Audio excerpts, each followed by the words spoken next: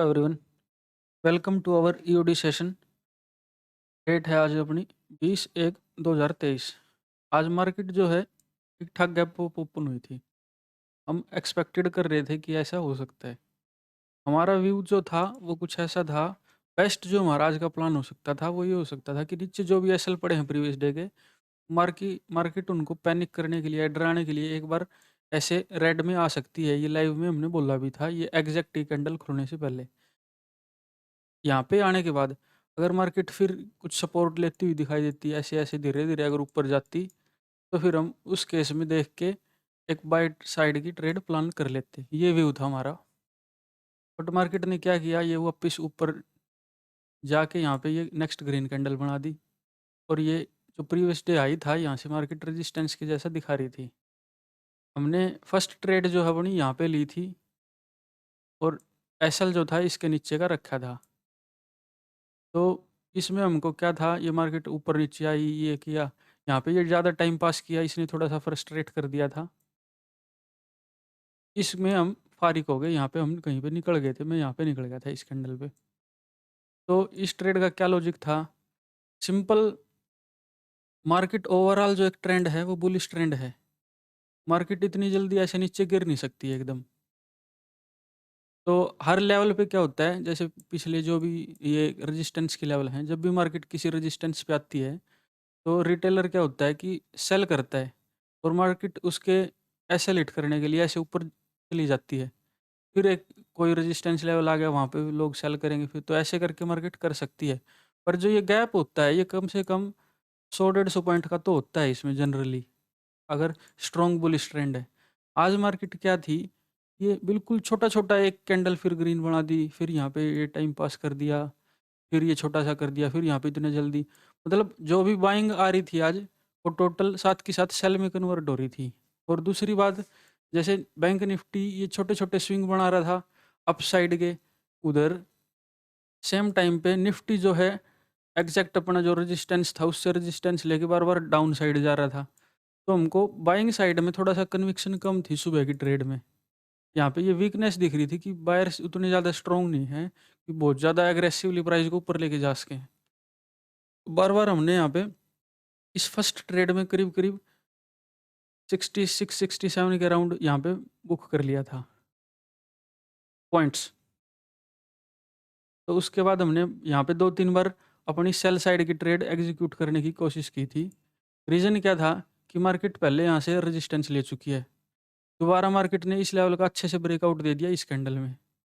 Breakout देने के बाद मार्केट क्या होता है जनरली, अगर वो जो ब्रेकआउट अगर वो जेन्युइन होता है, तो ब्रेकआउट होने के बाद वो जो रीटेस्ट वगैरह ज़्यादा टाइम पास नहीं करता, वो सीधा भाग जाती है मार्केट।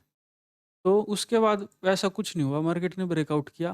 धीरे-धीरे ये रेड रेड कैंडल ऐसे बनाने लगी, और ओवरऑल पीछे मार्केट क्या थी, सेंटिमेंट मार्केट का वीक नज़र आ रहा था।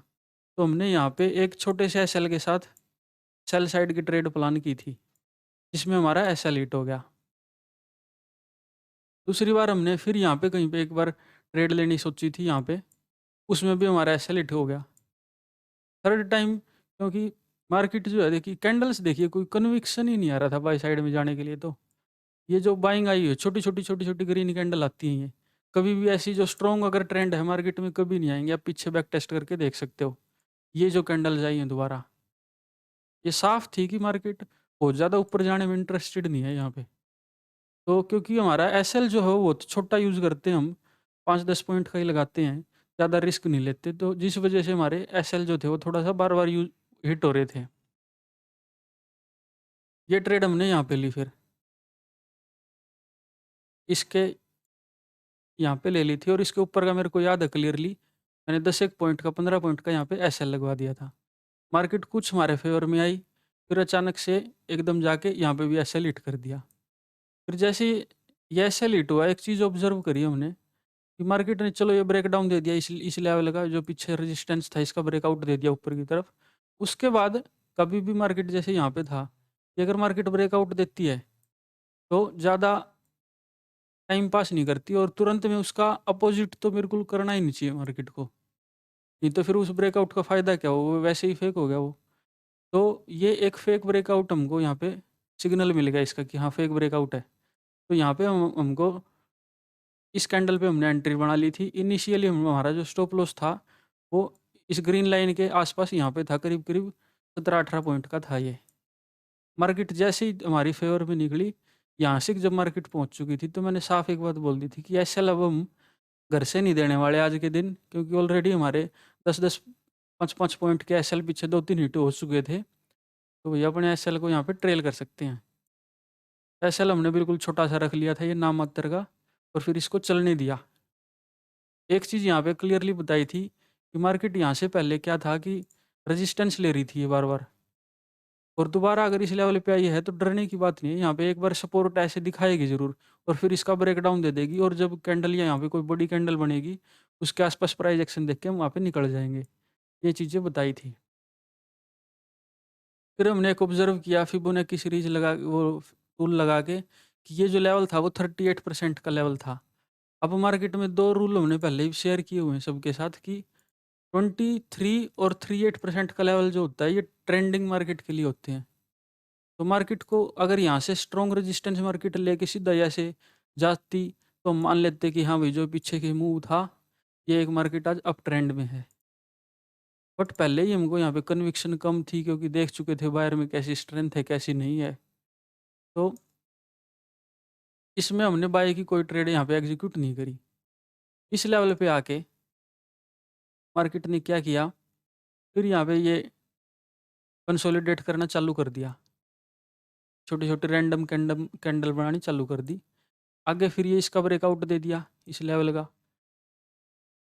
ब्रेकआउट देने के बाद फिर वही यहाँ पे जो सेम चीज़ बन गई, यहाँ पे जो बनी थी। एक ये जो कैंडल स्टिक पैटर्न है, इसको आप बैंक निफ्टी में थोड़ा प्रायोरिटी दे सकते हो। पर उसका ये नहीं है कि रैंडम कहीं पे भी बनेगा तो वहाँ पे भी प्रायोरिटी देंगे। उसकी लोकेशन देखनी होती है कि कहाँ पे बना है, ये कहाँ पे नहीं। ये जो पैटर्न है ज़्यादातर काम करता है बैंक निफ्टी में। तो फिर ये अगर ब्रेकआउट इसका दे दिया था, तो फिर इसको ये फिर दोबारा फेल हो गया। फेल हो गया तो हमने यहाँ पे दोबारा फिर पुट की बना ली छोटे से एसएल के साथ। इसमें भी हमारा घूम फिर के ये कुछ टारगेट दे गया ठीक-ठाक। फिर हमने नेक्स्ट ट्रेड प्लान की अपनी, जब ये 38 का लेवल था, इसको मार्केट ने ब्रेकडाउन दे दिया नीचे की तरफ, और ऊपर जाने लगा सीधा प्राइस। अब क्या है कि किसी भी लेवल का मार्केट अगर किसी भी लेवल को ब्रेकडाउन देती है, और दोबारा अगर उस पे रीटेस्ट करती है, रीटेस्ट करके नीचे की तरफ आती है, उसकी सेम डायरेक्शन में कंटिन्यू करती है, तो वहाँ पे जो भी प्रीवियस ट्रेंड था, सपोज़ डाउन ट्रेंड था, तो यहाँ पे सिर्फ़ सेलर्स ही आएँगे, ऐसा होता है ये।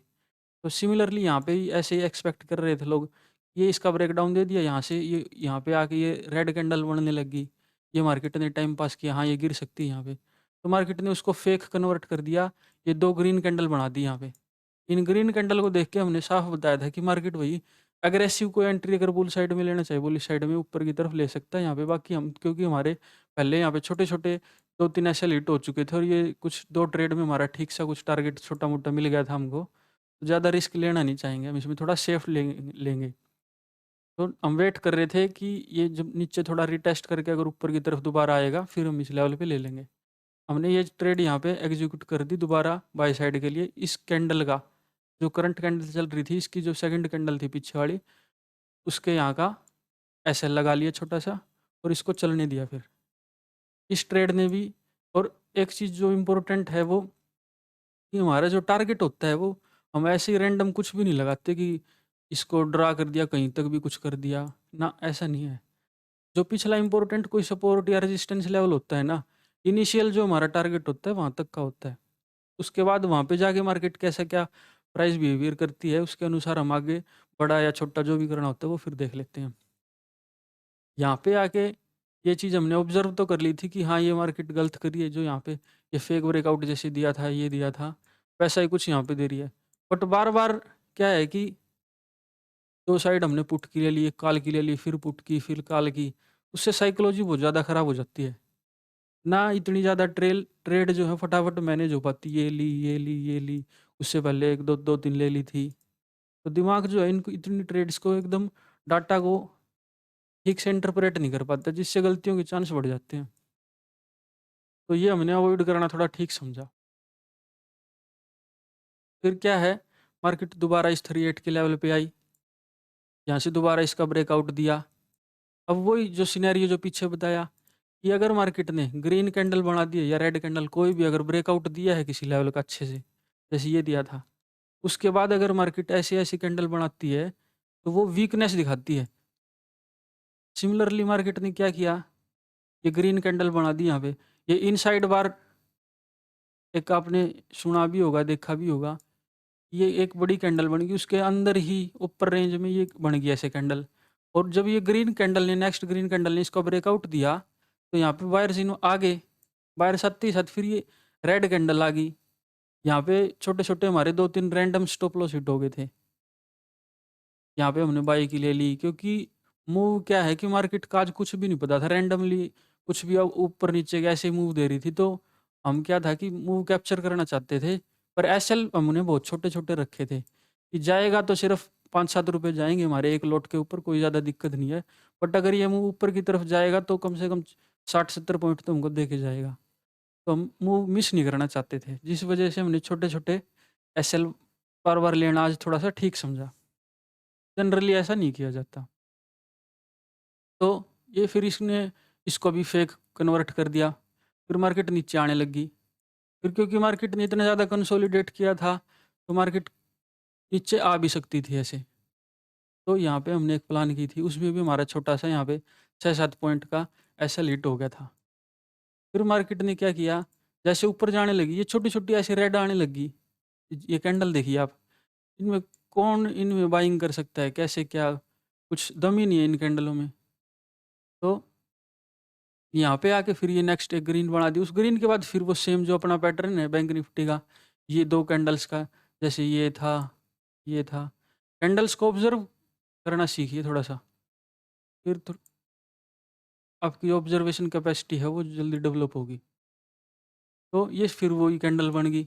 इसके बाद जैसे ही मार्केट ने यहाँ पे रेड दिया, हमने यहाँ पे फिर एक शॉर्ट कर दिया, सेल के लिए ले ली ट्रेड। तो यहाँ पे मार्केट ने टाइम पास बहुत किया, ये ऊपर नीचे डर भी लग रहा था इस ट्रेड में क्योंकि एसएल हमारा छोटा था और बिल्कुल एसएल के बिल्कुल पास तक जाके भी वापिस आया हुआ है ये। यहाँ से जब ये रेड कैंडल बड़ी सी आई, तो थोड़ा-सा कन्विक्शन आया कि हाँ ठीक है, शायद चल सकती है। फिर मार्केट ये धीरे-धीरे ये बढ़ाने लगी। तो टाइम पास ऐसे कर-कुर के मार्केट ने अल्टीमेटली एक ठीक टारगेट हमको दे दिया। इसमें यहाँ तक कोई प्रीमियम भी नहीं बढ़ा था। इस ट्रेड में ये एंट्री ली थी और यहाँ तक कुछ बढ़ा था। जब यहाँ पे मार्केट आ गई, इस दौरान वो ऑलमोस्ट कुछ भी प्रॉफ़िट नहीं था ये, हालाँकि जो हमारा एंट्री लेवल था उससे हमारे फ़ेवर में था, बट टाइम डिके के कारण ये नील हो चुका था। तो जब ये मोमेंटम मिला था ना हमको, इसमें इस ट्रेड का प्रॉफ़िट इस मोमेंटम में मिला था। तो जो भी हम ट्रेड लेते हैं उस पे मतलब थोड़ा विश्वास होना चाहिए कि हाँ, छोटा एसएल है, इसमें जाने को कुछ नहीं है और आएगा तो अच्छा टारगेट मिल जाएगा हमको। तो ये ठीक ट्रेड थी आज की। मार्केट बहुत ज़्यादा साइडवेज थी। कुल मिला के वही कल वाला काम था। कुछ 200 पॉइंट कुछ की रेंज में मार्केट थी। बुलिश होनी थी, जैसी एक्सपेक्टेशन थी वैसा मार्केट ने काम किया नहीं आज। कोई बात नहीं वो तो। जैसा मार्केट ने काम किया हमने उसके हिसाब से अपना कोशिश की कि बेस्ट से बेस्ट कर सकें और मार्केट ये देखिए 240 पॉइंट की रेंज में ही थी टोटल, टोटल। तो आज की मार्केट से हमने ये कुछ पॉइंट हैं जो हमने सीखे हैं, जिन पे हमको फ़ोकस करना है। एक बात तो ये है कि सबसे पहले कभी भी ये नहीं सोचना चाहिए कि मार्केट ऐसा तो कर ही नहीं सकती। सपोज़ आज हमारा व्यू बुलिश था, तो हम कभी ऐसा ब्लाइंडली नहीं कि बार-बार खरीदते रहें भाई हमारा व्यू बुलिश है। कहीं से भी मार्केट वो पहले देखो, समझो उसको, फिर कुछ एक्शन लो उस पे। अगर कोई कुछ अनएक्सपेक्टेड चीज़ हो रही है तो उसको भी एक्सेप्ट करो, उसके हिसाब से अपने प्लान जो भी हमने बनाया है उसमें चेंज करें और फिर इसको मार्केट में एग्ज़ीक्यूट करें। सेकंड पॉइंट है, हमेशा सिस्टम स्टॉप लॉस ज़रूर लगाएँ। सिस्टम स्टॉप लॉस ज़रूर लगाने का क्या फ़ायदा होगा वो आपने देख ही लिया हमने आज के दिन कि हमारी बेशक 4-5 ट्रेड अगर गलत भी हुई हैं छोटी-छोटी, तो उसमें मुश्किल से 30-40 पॉइंट गए होंगे और जो बदले में हमारी 4-5 जो ट्रेड हैं वो ठीक चली हैं और जो ठीक चली हैं वो करीब-करीब 40-40 पॉइंट की, 50-50 पॉइंट की गई हैं। तो ये है छोटा एसएल रखने की पावर। तीसरा पॉइंट है जब मार्केट में कुछ करने को ना हो ना, मार्केट लग रहा है कि साइडवेज है, ऊपर नीचे कोई मोमेंटम ही नहीं है, जैसा सोच रहे थे वैसा कुछ है ही नहीं, तो कुछ नहीं करना होता उस मार्केट में, सिर्फ खुद पे काबू रखना होता है, खुद को खुद से ही बचाना होता है इस मार्केट में। अगर रैंडम हम कहीं पे भी बाय सेलिंग कुछ भी करें, क्योंकि अपॉर्चुनिटीज मार्केट हर मिनट अपॉर्चुनिटी देती है, एक नई, हर एक नया जो स्विंग बनता है मार्केट में वो एक अपॉर्चुनिटी देता है बाय सेल की, तो उससे खुद को बचाना है। फोर्थ है टारगेट सेटिंग में, जैसी मार्केट कंडीशन हो, मार्केट कंडीशन आज की कैसी थी, साइडवेज थी, हमको साफ लग रहा था कि दिख रहा था कि बायर्स जो हैं वो ज़्यादा स्ट्रेंथ में नहीं है, तो बायर्स जब ज़्यादा स्ट्रेंथ में नहीं है तो जो हमारी बाय की जो ट्रेड थी, ये सपोज ये ट्रेड थी, अब ऐसा नहीं है इसको यहाँ तक रख लेंगे भाई, मेरा तो है 42,800 तक का टारगेट है, वहाँ तक वो कभी जाए ही ना, तो फिर उसका कोई बेनिफिट नहीं है उस ट्रेड का। तो जो टारगेट सेटिंग है वो जैसी मार्केट कंडीशन है, अगर मार्केट ट्रेंडिंग है उस केस में आप टारगेट 200 पॉइंट का क्या फिर 400 पॉइंट का भी कर सकते हैं, फिर कोई दिक्कत नहीं है। तो ये कुछ लेसन्स हैं जो हमने आज सीखे हैं। ओवरऑल दिन हमारा ठीक गया, प्रॉफिटेबल रहे हैं, कोई ज़्यादा दिक्कत वाली बात नहीं, धीरे-धीरे। हाँ, एक चीज़ ऑब्ज़र्व जो आज हमने की है, कई दिन से क्या है कि मार्केट जो ये एसएल हंटिंग और फेक ब्रेकआउट जिन पे हम काम कर रहे हैं, उनको भी फेक जिस पे हम जैसे एंट्री लेते हैं, उस एंट्री को भी फेक में कन्वर्ट कर देती है। मतलब डबल ट्रिपल ट्रैपिंग चल रही है मार्केट में। तो मार्केट का स्ट्रक्चर जो है, वो चेंज हो रहा है, उसको आने वाले टाइम में हम थोड़ा-सा मॉडिफ़ाई करके जैसे भी होगा मार्केट के हिसाब से चेंज करने का उसमें कोशिश करेंगे। Thank you.